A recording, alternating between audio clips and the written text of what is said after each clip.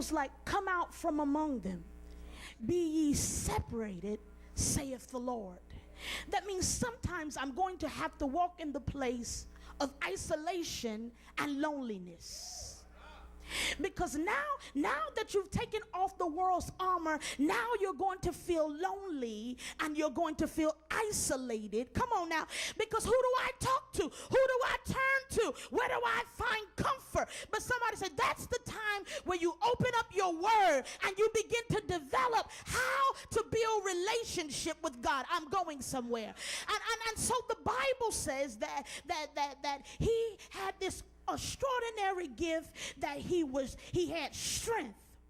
And his whole purpose, God, the only reason God allowed him to come, it was said that Samson was given life because he was going to bring back deliverance for the children of Israel against the Philistines. Samson's whole reason of being born was to destroy the enemies of the children of Israel. Tell your neighbor, say, sound like me. My whole reason for being born is to destroy the works of the devil.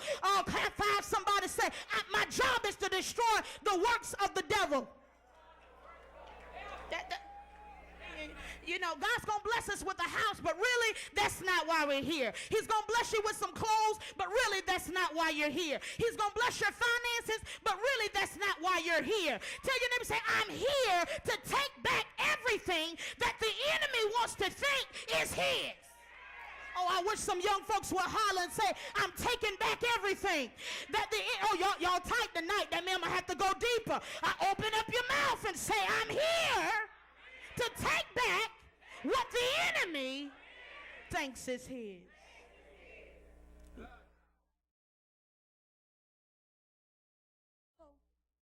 So I'm free now. But preacher, explain to me how I got there. I'm glad I'm free, but I must understand what led me to being what I'm in so I don't go back there again.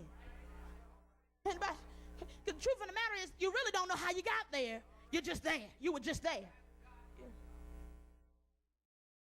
So the Bible begins to declare, look, the first thing we look at, Samson's whole life was designed to defeat the Philistines. But as soon as he's let free, the first thing that he wants is what he cannot have. That's how the enemy gets us, young people. He puts in front of us what we cannot have because we are not mature enough for it yet. Oh, talk to some older folks. They'll tell you some stuff they got prematurely, and so they could not keep it. But if you wait until you're mature, I wish some folks would holler at me. If you wait until you're ready and develop, then you'll be able to maintain what he's given. The first thing he begins to tell his mother and his father is, I want to marry this harlot who is a Philistine.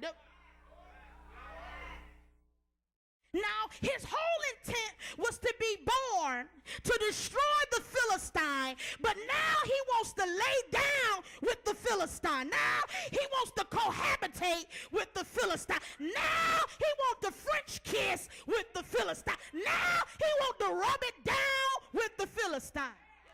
Tell your neighbor, say, sound like what I just got out of. The very thing I should have been shunning, I was talking to, I was walking with, I was running with it. The first trap is the enemy will always entice you with what you cannot have. Tell your neighbor, some things are off limits. I'm coming. Look at somebody and say, some things are off limits. He began to desire this Philistine woman who was a harlot. He had no business even over there looking at that. And then his parents said, well, why don't you know how we do it? Try to choose somebody that's like you. Choose somebody from some good stock. Choose somebody that got some decency. Choose somebody that's clean.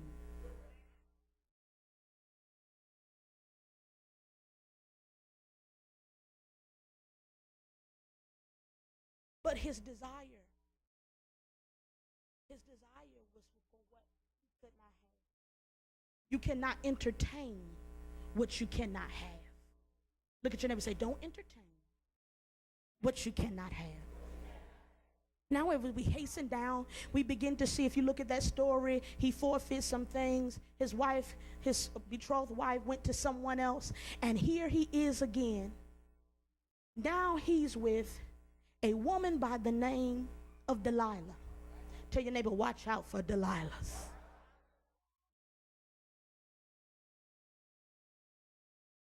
That's the second trap. Watch out for what looks good to the eye. Because what looks good to the eye, most of the time, is not good for you.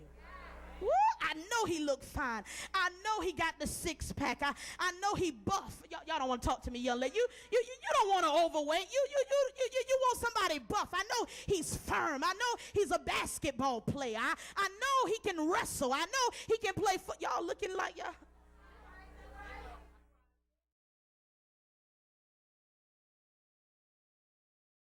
It looks good to the eye, but he can't add. He can't multiply. He can't manage money. He doesn't have a driver's license. His mama still fixes food. He doesn't know how to make his bed. I know she's a cheerleader. I know she's a cheerleader. I know she plays basketball, but she can't clean her room, and she don't clean her ears, and she don't brush her teeth, and she don't keep her room clean, and she don't wash the dishes, and her closet looks like a zoo.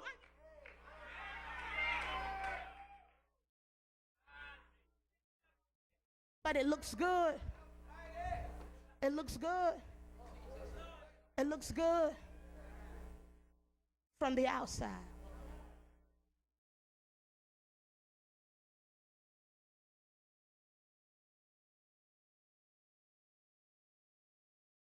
He is confronted by this young lady by the name of Delilah, who is hired by his enemy.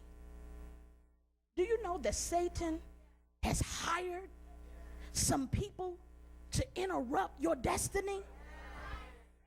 Why is it all of a sudden last night when you decided to run for God, that today all of them called you? What you doing? What's up? When we gonna get together? I know I'm right there. Did you hear that song? I'm going to that dance tonight. Come on, girl, you ain't talking like you're talking. Because the enemy immediately went on assignment to hire some people to get you to take back what you said. But I need some young folks to stand up and say, I won't take it back. I have been changed. I have been clean. I have been washed.